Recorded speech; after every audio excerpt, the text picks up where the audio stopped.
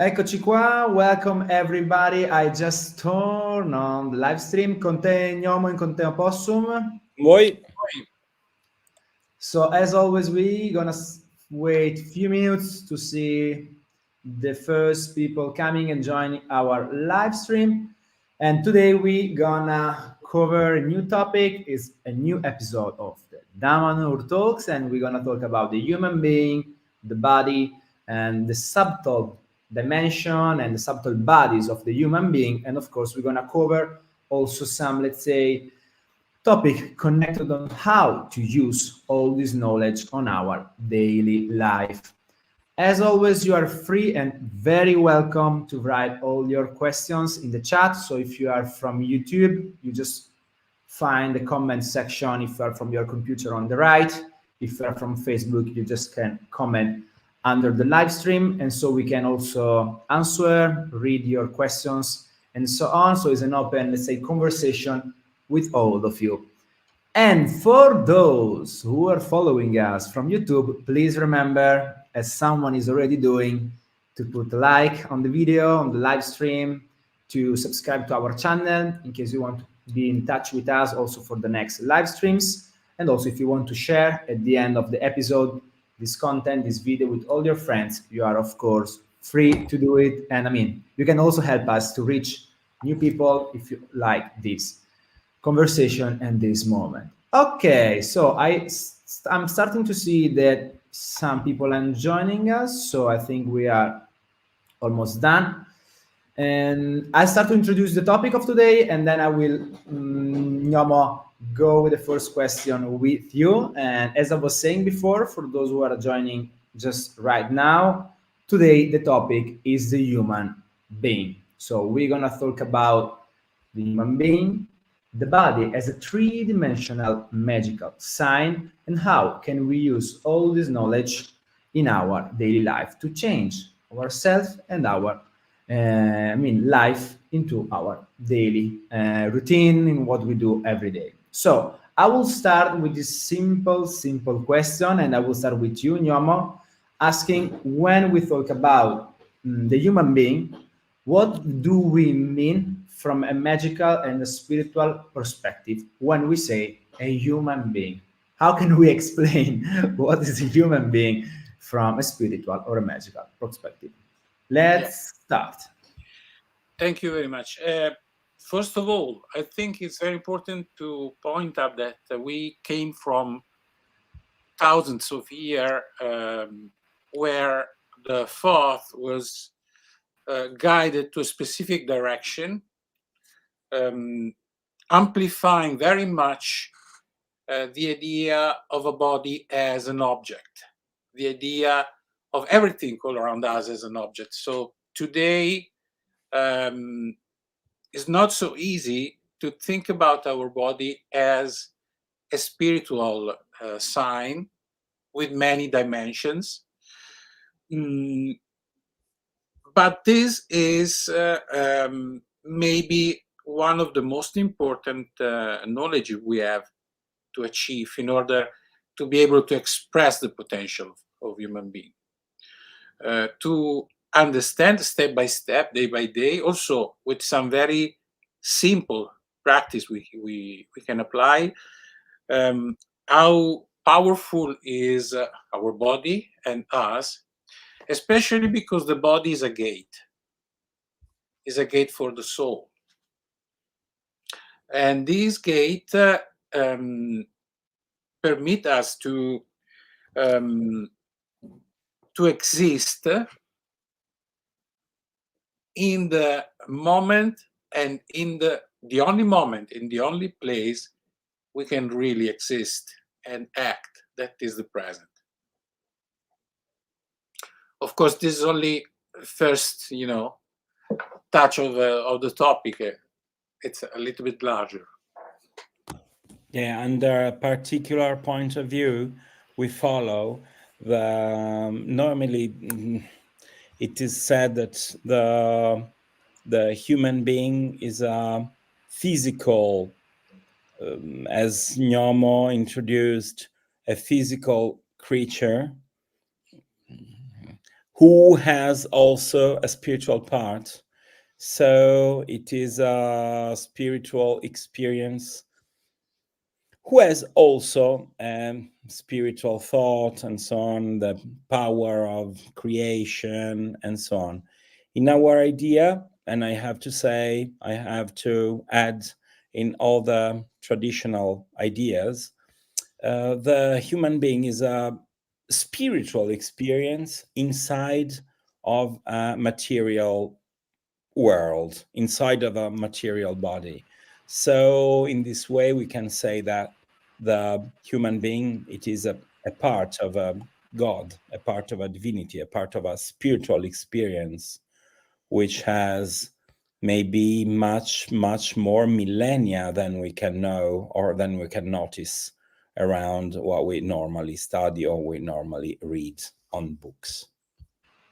And when we do, like for example, I mean, it's something that we do, say in Damanhur, but we also posted, for example, today on Instagram, saying that the body is a three-dimensional magic sign. This very romantic description of the body. Can you just again just go a little bit deep on this description? What does it mean, saying that it's a three-dimensional magical sign? Yeah. Maybe we can also extend this idea, saying that the body, or us, the human being, is like an onion. We have many layers, but the first important, the core of human being, so the internal layer of the human being, is a sort of three containers, three different faces of a crystal, three different, or maybe three part of a triangle, made by information, energy, and free will. That is the power to act. So this is a base, and this is the magnet that can attract inside a physical object, the body, a soul, something that is a divine spark. Usually, in many traditions, there is this very simple description that it's an absurd, in some ways an absurd, which says that a limited object, the body, contain an infinite aspect, the soul. So how is possible that something that is not, that's without limits, infinite, the soul, is contained inside the body? Maybe the right way to describe this connection, this link, is that thanks to a specific geometries we have, it's possible, like a radio, to connect this very physical object, the body, to a sort of signal that come from the absolute. So we can describe this connection with the soul as a radio that is able to receive a sign, a signal. Last but not least, and I think this is an aspect that can open a lot of discussions. In our culture, we believe that we constantly exist. I'm the same of yesterday. Tomorrow will be the same. I'm the same of 3 minutes ago. From the point of view of our 50 years of researches and many experiments, many channelings, and also from the information we receive from our founder, Falco, matching together all that researches, what we understood is that the human being is not constantly existing. We die and reborn constantly, every few seconds. So we are not existing constantly.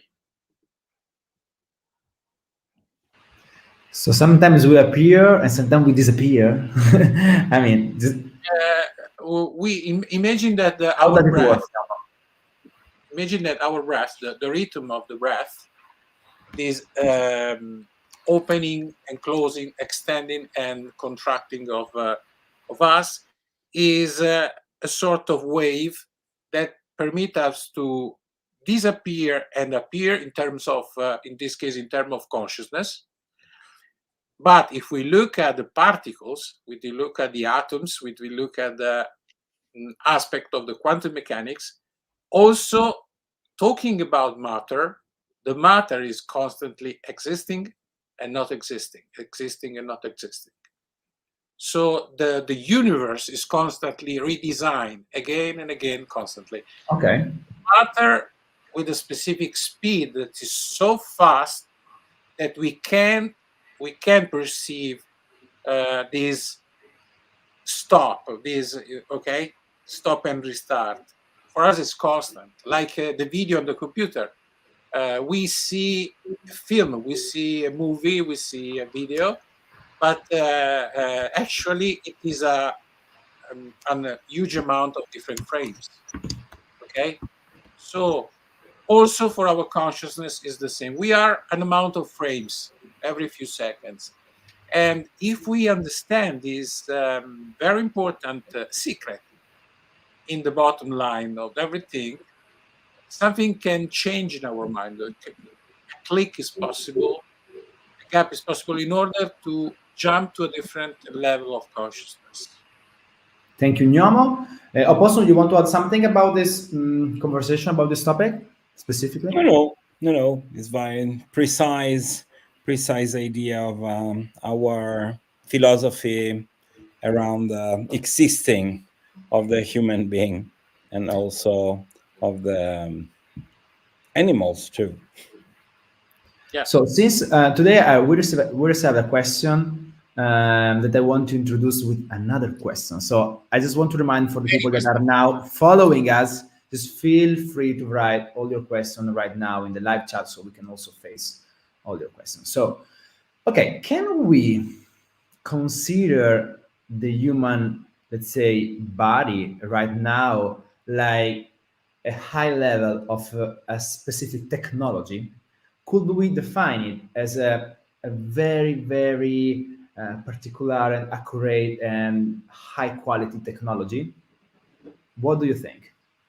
And who made this amazing and wonderful You technology?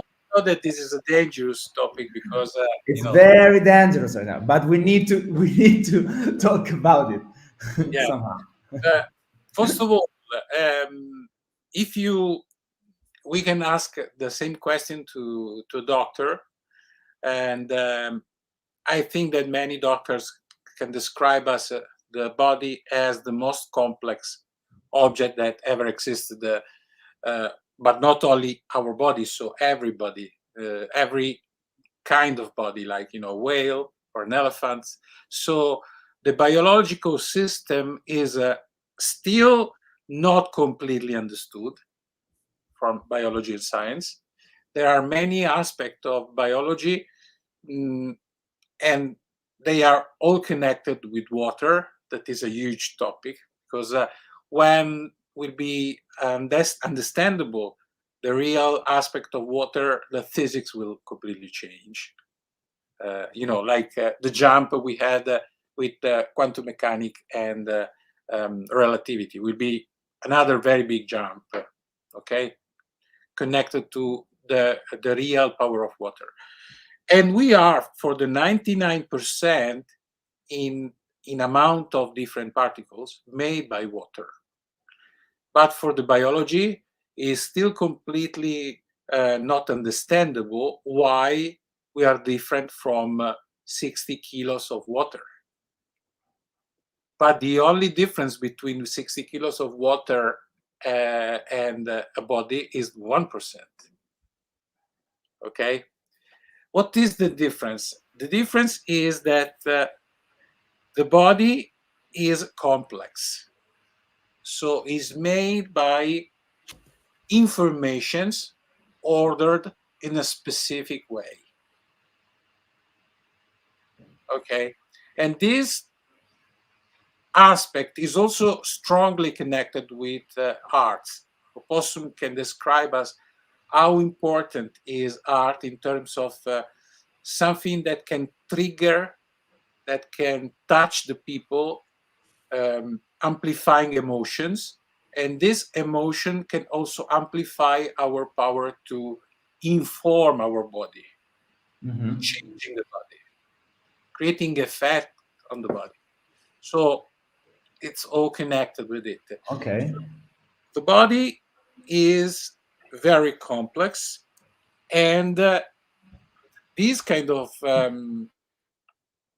technology that on this planet arrived to create many species based on carbon is only one kind of possible technology. There are also many other. We believe that on other planets there are other species with a completely different kind of aspect, maybe based on silicon and not on. But on this planet we are based on carbon.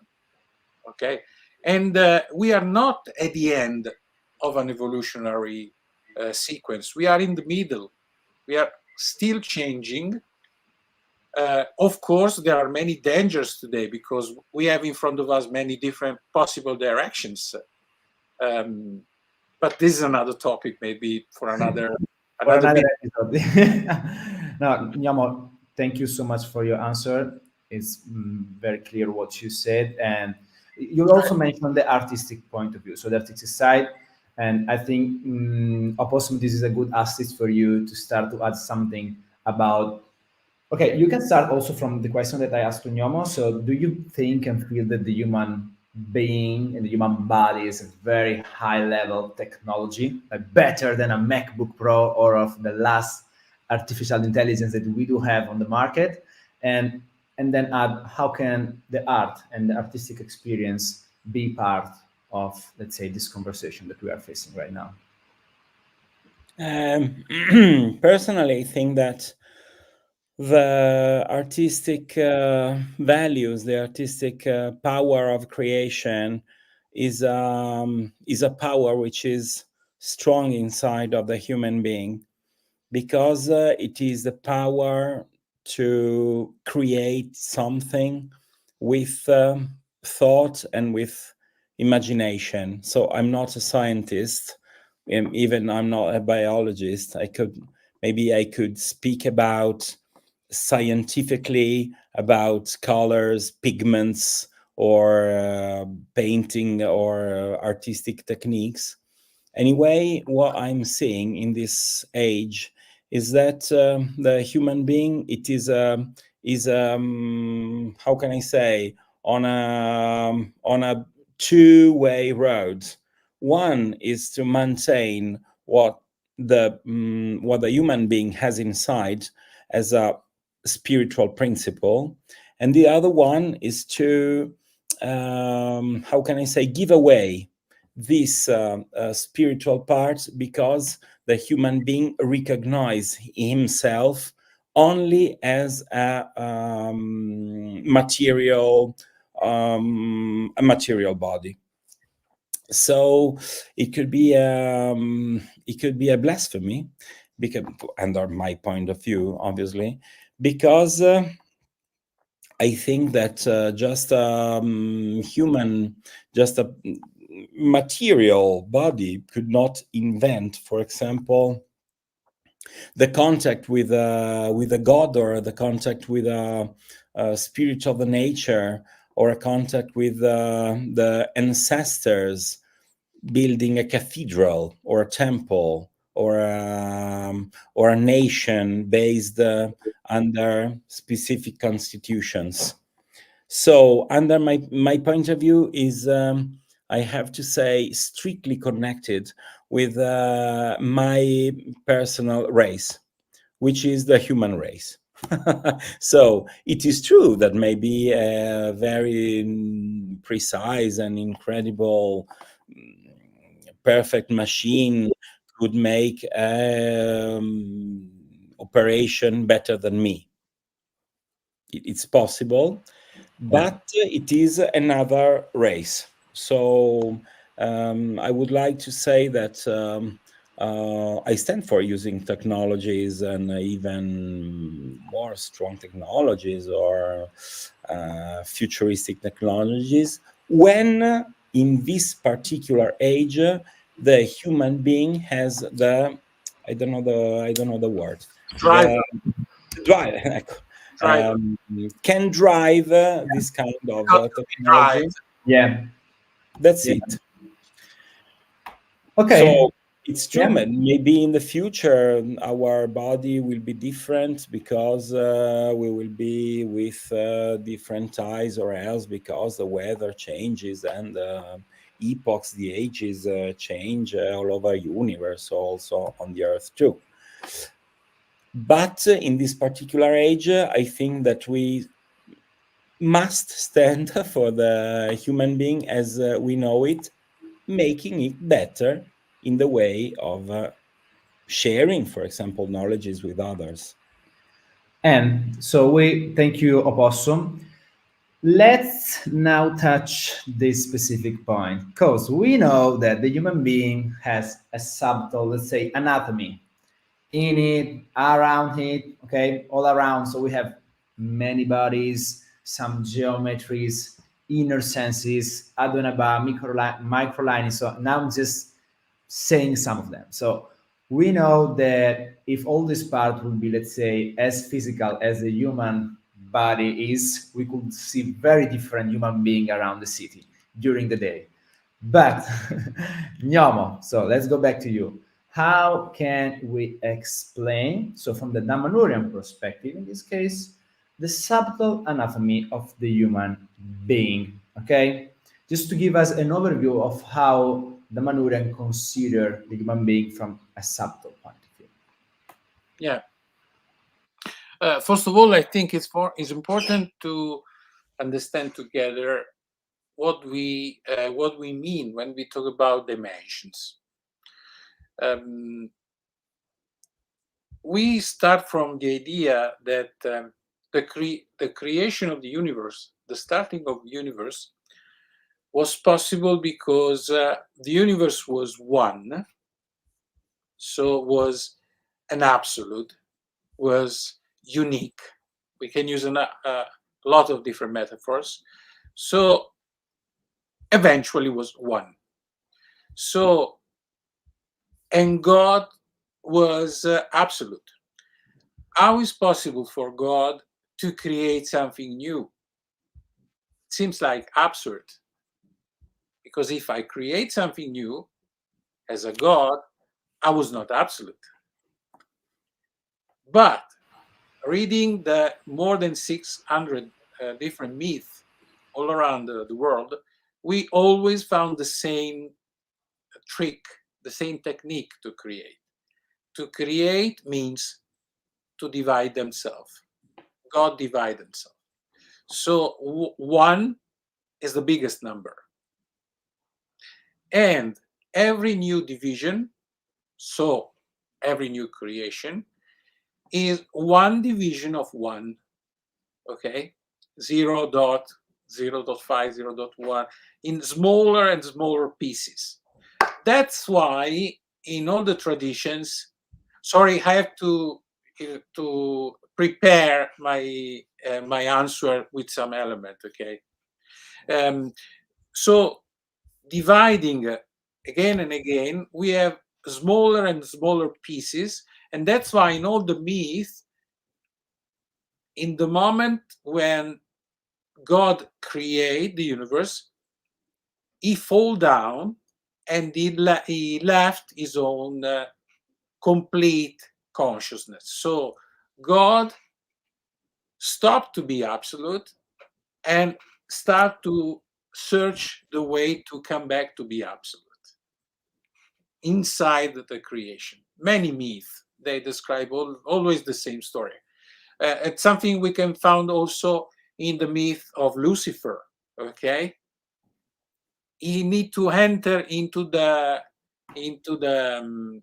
hell to come back again with a new different dimension. So when we talk about the different structures, the different bodies of humankind, we are talking about many new senses, many new ways to perceive the reality, dividing again and again the one of the human being. Okay? And every division, every new dimension is a sense. In this case, is not an external sense, like the sense we use, but is an inner one. So what is the difference? An external sense is a sense that helps us to bring inside informations. With my eyes, with my hairs, I'm touching, I'm bringing information about the world, because inside my brain that is closed into a box, completely dark, without any opportunity to connect with the external of the environment, I need senses. That's why I use my eyes, I use my, okay. But they have one direction. We believe, and in many traditions is also very clear, that we have also inner senses that they express in the other direction, so they can put from inside, where there is the absolute, to the outside, to the relative of the world.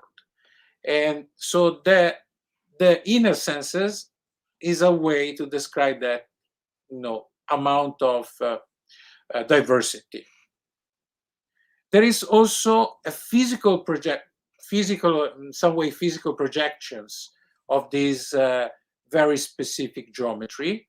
Imagine a sort of pyramids, double pyramids, okay, in this way.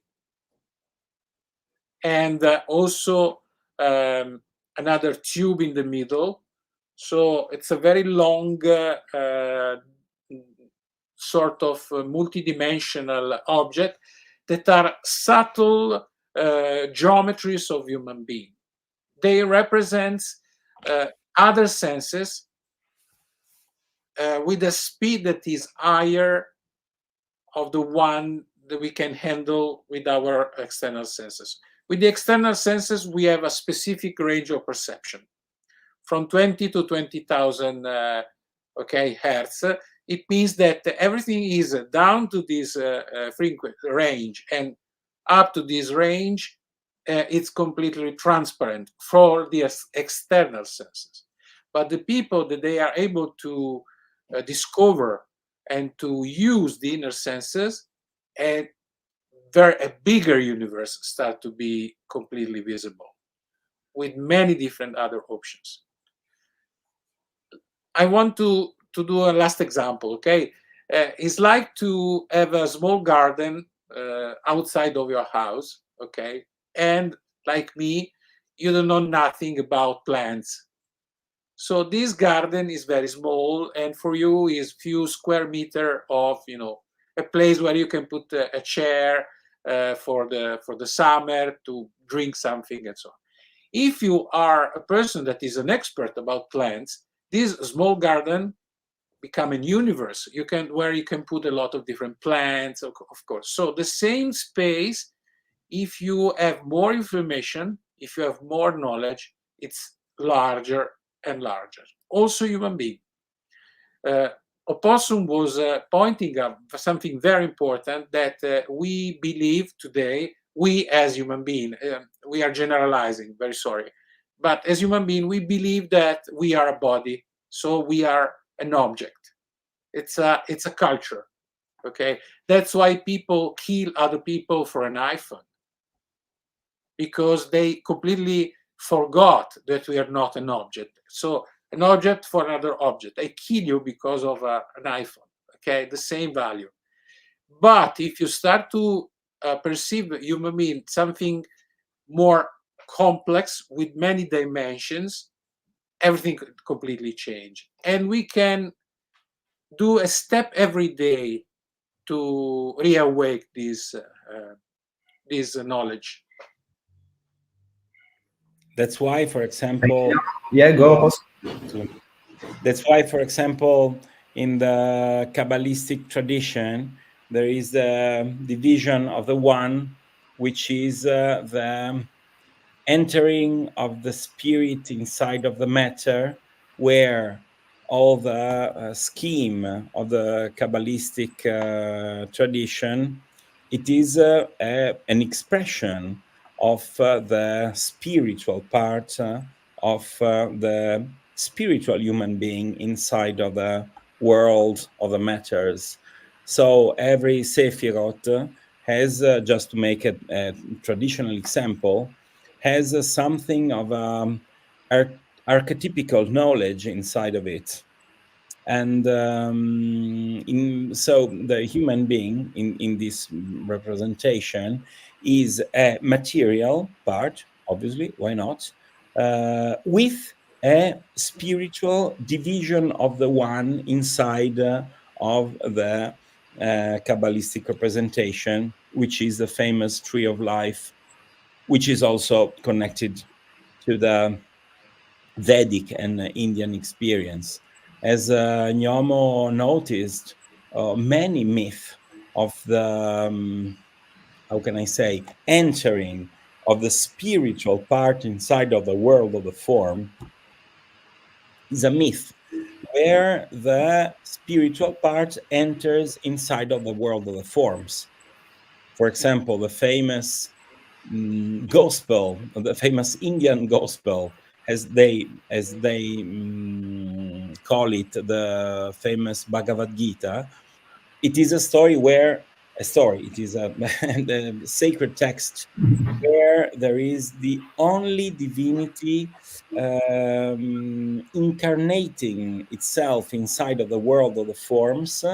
It is the divinity who talks to the chariot keeper Arjuna, the chariot keeper of the famous battle of the Bhagavad Gita, and even many African myths, American, South American myths are always the, how can I say, history of a spiritual part which divides itself to enter inside of a world of forms, because the world of the forms, the character of the world of the forms is the multiplicity, instead of the, we can say, the spirit, which is one, which is just a spirit where there is the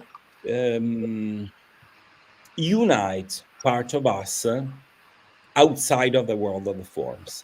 In this, with this point of view, the human being is a very, very important form, which is a bridge between the forms and the spirituality, and the spirituality and the forms.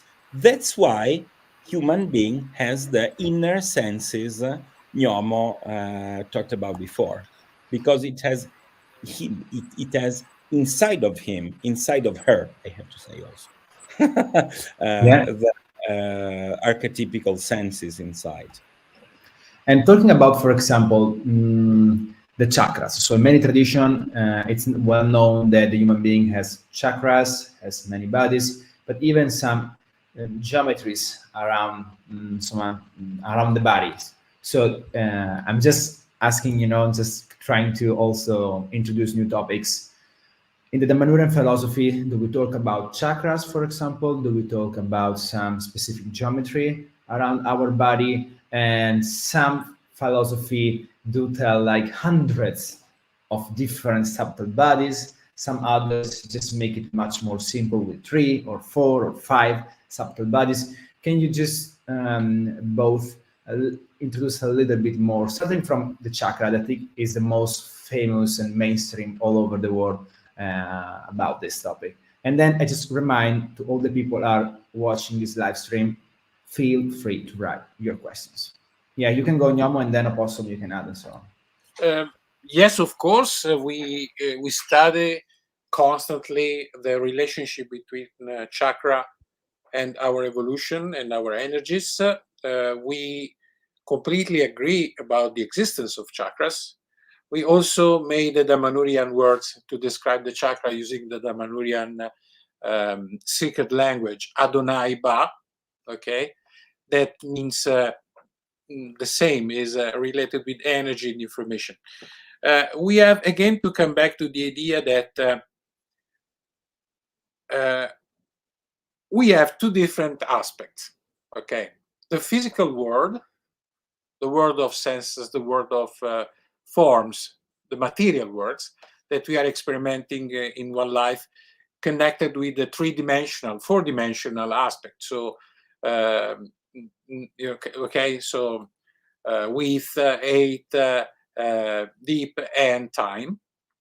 But it's a very physical dimension. And we have something absolute, the soul, where we can describe the absolute as, for example, a different average of qualities or colors of or dimensions, because it's the absolute. We need something in the middle.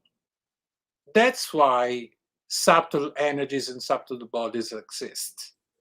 They're the bridge between something physical that has a start as an end, always, that is always divided from the rest, that is always described, and in the moment where you describe something, you are choosing that this is not infinite because it's described, okay, with the absolute. And the chakras, the ones we call AdonajBa, they are the different colors from red to violets that divide the energies that they are connected from the absolute to the body. So they are the bridge between these two very different aspects. The absolute with only ones, the absolute, and the relatives of the material world with many things, many people, many rocks, many of everything, okay? Where we have multi-dimensional and multi-specific different kind of objects. So we need something in the middle. The subtle bodies are the bridge in the middle. Is the threshold. Is a threshold between the absolute and the relative of the material world. That's why we need chakras. Every chakra is a specific translation of that absolute in one specific color, frequency, and energy. And why we need to reawake all the chakras with a specific sequence in order to re-achieve the enlightenment. Because reconnecting together all the different colors, all the different frequencies, we have again the absolute. In the other side, there is not the problem.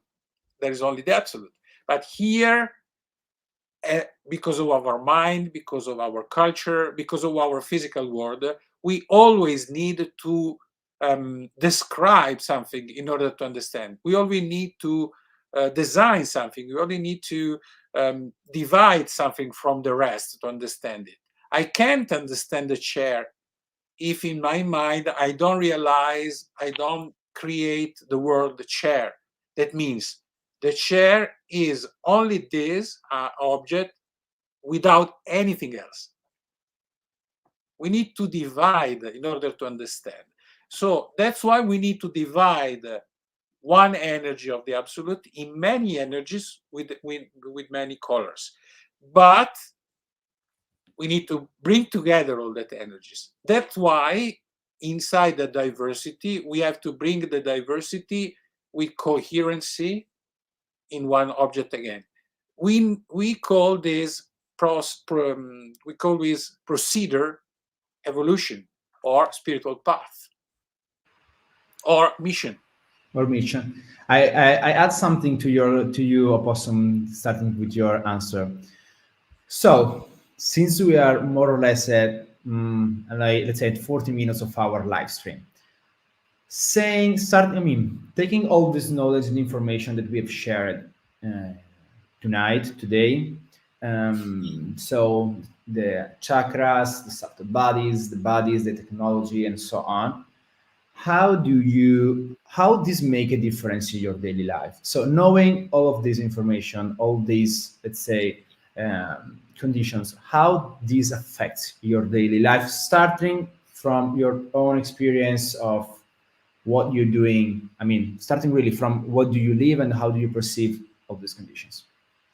And then, Nyomo, this is a question, of course, also for you. I think that in daily life, also knowing this knowledge can change our way to see the reality. So also thinking to that, it is a first step to enter inside of a wider world, wider way of perceiving the so-called reality. Because what is reality? It is, under this point of view, it is an illusion. It is a world of Maya, because as Gnomo noticed, if you don't know inside of you a chair, for example, you can't see a chair. If you don't have inside of you the idea of an alien, you can't perceive an alien. If you, and so on. So we can consider chakras as something as refineries of the energies of the universe towards our body, and from our body towards the universe. Knowing this wider reality could help us, I think, in having wider power of driving our life. Because thinking to us as a spiritual and larger creature can drive ourselves into a bigger path. So we can arrive to think, for example, to a very, very simple, but in the same time, very, very complex topic, which is the free will. Free will is directioned by all the knowledge we can have on our spiritual and even physical structure, obviously, which are not divided into a wider idea of the human being. For example, in the Renaissance, or even for some peoples of the unfortunately ancient times, material and spiritual aren't a divided topic. It is in this age, in this so-called civilized age, where we divide the daily life from the dream or else, because it is the same. It is the different point of view. So I think that thinking that we can have an energy flowing inside of us from the so-called the crown, just to make an example, into the ground and returning to the crown, which is our body, but in the same time, it is a connection with higher forces, if we want to call them higher, because we can represent them graphically graphicamente with a graphical mind, but it is just our point of view, because we don't know if the energy maybe comes from the earth and coming towards the crown, and even That specific way with that specific representation. Oh, yeah. So, for example, the idea of the ancient Egypt, just to make an example, was that from the crown, which is represented by the famous eye of the hawk, has the spiral coming down, because the energy comes from the crown towards the ground, the earth, and then returns, coming inside of the wheels of chakras of AdonajBa inside of our body. It is a very, very ancient knowledge. And we are lucky, I think, because I think it's my personal opinion, Falco, Roberto Eiraudi, translated it in a more modern point of view. But it is the same knowledge you can find in the Veda or in the ancient texts of the Mediterranean magical tradition. Thank you, Possum. So, Gnomo, same question for you. So, starting from your experience on Damanhur, so as a Damanhurian and as a researcher, what has changed into your daily life knowing all this information? And also, what can be inspiring for the people that are following us? So, let's guess that we have someone following us from New York, very crowded city and big city and so on. So how can his life or her life change starting from this perspective, knowing that he has some inner senses, some subtle bodies and so on? What this person should put the attention to in order to feel and perceive changes, uh, thanks to putting attention on these topics? Yeah.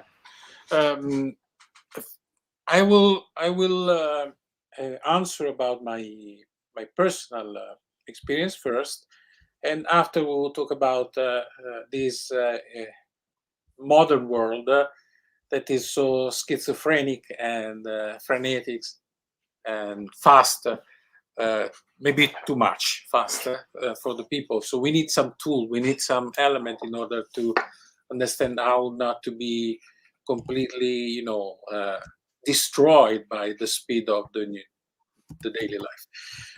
In my experience, for me was and is always very important to every day, maybe once a day, spending a few minutes to understand how much today I expressed my own energies to do something useful for me and others. It's a very simple question. But if you start to ask yourself how much you spend your energies for something that you choose to do and not for something you need to do every day, of course, in the first period, you have a very worst sensation because maybe we understand in some period of our year or in some moment of our life that all our energies are spent in order to achieve something that we need to achieve. But we need to achieve is not, this is part of my projects, this is part of my dreams. And another aspect I discovered that for me was a sort of enlightenment, something for me very important, is that we have a specific, as a human being, we have a direction. I will explain more about that. We arrived from a very long story in the ancient worlds, in the ancient history of mankind, where we lose a lot of powers. But we still keep one power, the power of free will. But to express the power of free will, we need something very specific, consciousness. How to be conscious. In this very long story, human being lost many different elements of the absolute, but one element, if you look at all the stories of all the different civilizations, of all the cultures, all the people all around the world, there is something that is still a very important need. In this case, we have to talk about a need for everyone. That is the sense of divine, or the need of sacred. The one Jung was describing it like an archetype, the archetype of sacred. Sacred, not specifically in terms of religion. Maybe you are so laic, but you need to explore something that is not only external, practical, physical. Okay, there is always some mystery inside of us that we need to cultivate. This is our heritage. Every one of us, in every different tradition, in every language, in every culture, there is a moment in my life growing where I start to ask myself what it means, why I need something that is, not physical. There is this need of divine, this need of sacred. This is one heritage, something we still have from our heritage as a very from a divine story, a divine source of human being. But what is the direction? We have to explore something that can help us to create energies and to design to create. One element that everyone can cultivate and can extend is the dream. I'm talking about what we do sleeping, okay? To dream, because this is another life into my life. We spend one part of three, no, okay, one of three part of our life to dream, to sleep. Inside the dream, inside that moment of our day, we design the reality that will apply during the day. In other words, many tradition, the day start when you go to sleep. This is my philosophy. My days start when I'm going to sleep, and during my dreams, I have the occasion to create, to prepare something for my life, and this is energy. It can help also my projects. In many languages all over the world, the words dream means also project. I have a dream means I have a project. Okay, so we have a secret inside of us. We have a divine inside of us. This is a tool we already have. It's a power we have, and we can explore the dream in order to start again to create a more healthy way to face our day. Not to face our day, but to create our day. To create our day. We need to shift from I'm facing the day to I'm designing my day. It's not easy, not at all, because we are inside a schizophrenic world, too fast. So because it's too fast, because we are every day inside a sort of tornado of event, emotions, aspect connected to the work, connected to the life, and everything we have to handle. We need to spend maybe 10 minutes every day to say, okay, stop, relax. I have to die and reborn. I have to stop and restart. We have to stop every cycle, or the loops, the stress will follow us only when we go to sleep. We have to take care about the day, the hours where we are sleeping. It's a sacred moment. So first of all, take care about the quality of your sleep. And thank you, Gnomo. So I will read a question that I do have. And so it just brings us back a little bit on the conversation, but it's a very interesting question.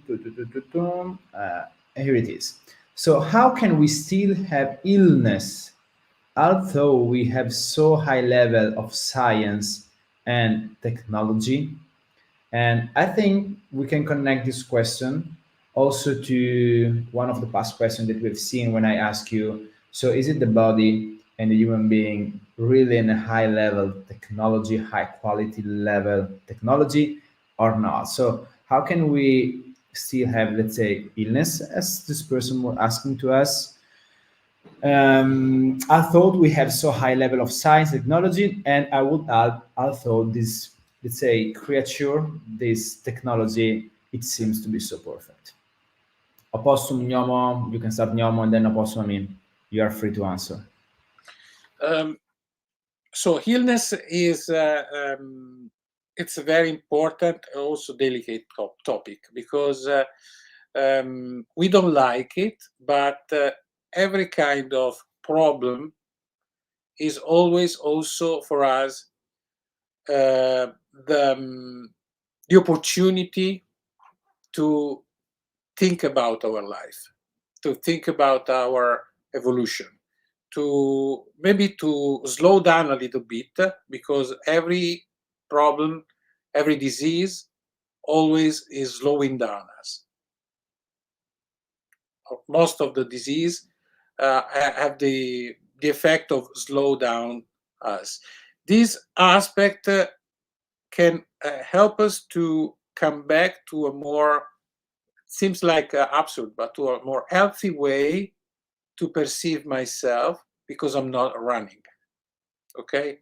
We don't like it because we don't like illness, but in some way, illness is always an occasion. But we have to do a process in order to really understand how to, to use that experience. So we need help from other people. We need to be connected with others.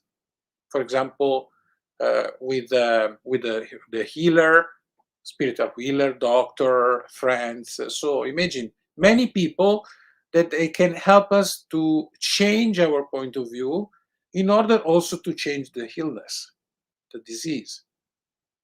Because the disease is a new habit we have. We came from an habit that was I'm running, I'm sleeping, I'm living. My body started to have problems, and I jumped to a previous balance to a new balance. The new balance is named disease. To change again the habits, I have to change something of myself. Today, it's more complex. Or I have to say, today is more difficult, because we don't only have aspect inside of us outside the equilibrium, but we have also many very dangerous aspects from outside. The pollution, the air, the environment, that is always creating a lot of problem. So we have a double problem to handle. That's why we need help. We need to enter into a system where we are not alone. Thank you, Gnomo. Yeah, of course. Yeah. Thank you. You want to add something, Opossum, to these specific questions? Otherwise, I will go to a closure of this episode. To the recap. Yes, exactly. So, as always, at the end of our episode, I do ask you, let's say, to with a sentence, with a short story, with an inspo. I mean, just find a way to, let's say, after all the things that we say, to let's say, to share a message or something that you really feel important connected with this specific topic.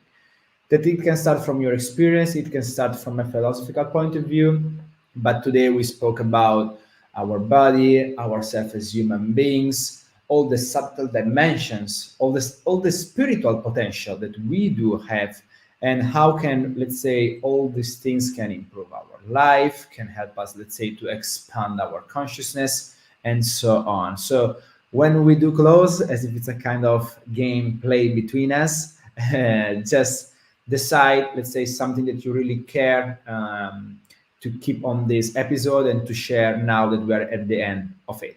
So really, whatever you feel now is inspiring you synchronously to just share with all the people that are following us. Okay.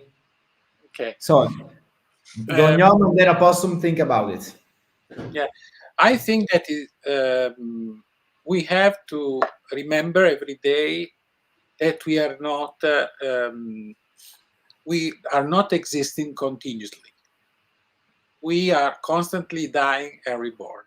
every few seconds, every day, every 7 years. We have many cycles. So we have to remember that it's not necessary to change something, because if we are able to forget, instead to change, we can create. Very clear. Thank you, Gnomo. Opossum, let us dream with something more. For me, the free will we talked about before, it is most sacred thing we have inside. So the direction of our life, it is not casual. It's not a case where we are going towards. So knowing the subtle bodies of the human being and the energy, how the energies work inside of us and outside of us, it could be, it is a big help for our using and designing of our life. So just because it's sacred, everything it is connected to the free will of the human being is sacred. So it is how to go for a walk, or you have the car. Obviously, if you have the car and you have the license to use the car, can bring you in a wider territory of your Sure. life. Thank you, Opossum. So I think and feel that we are at the end of this episode. I just want to remind to everyone that you can find many, many other episodes like this one on our YouTube channel. And so they become to start quite a lot, so many. So in also some of the other episodes we touch, let's say with different perspective, some of the topics, or we have deepened some of the topics that today we have just touched or passed through. So I definitely recommend you to go back and watch also the others episode. And as always, please leave a like and share these, let's say, videos with the friends that you have and the people that you, let's say, feel that you may be interested to this topic. We're gonna meet to the next one in March, and we are also preparing some surprises and new episode for the future. Thank you, Gnomo. Thank you, Opossum, and thanks to all the people that has been here with us. Okay, Convoy, convoy thank tutti. you. Convoy, Convoy. convoy.